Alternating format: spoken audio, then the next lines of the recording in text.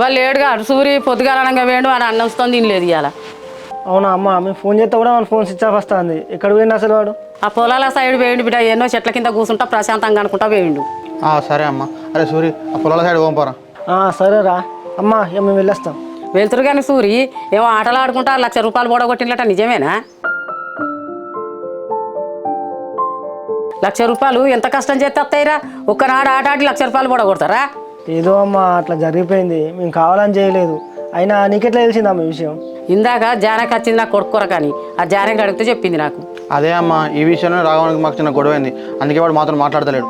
ఏది చేసినా ముగ్గురు కూడుండి చేసుకుంటోళ్ళు, మీరు గట్ల పైసలు పడగొడితే వాడి కోపం రాదా మరి? మేము చేసిన తప్పే అమ్మ, మేము చేసిన తప్పుగా రాగవాన్ని కొట్టమని తిట్టవాను. కానీ మీతో మాకు ఫ్రెండ్షిప్ వద్దు, మాకు సంబంధం లేకుండా వెళ్ళిపోయినమ్మా. నిజం చెప్పాలంటే మాకు పైసలైన బాధ కంటే రాగవాన్ని మాతో మాట్లాడతలేను, మమ్మల్ని వదిలిసిపోయినా బాధ అవుతుందమ్మా. ఒకప్పుడు లోన్లు తీసుకుంటా అంటే నేను నా కొడుకు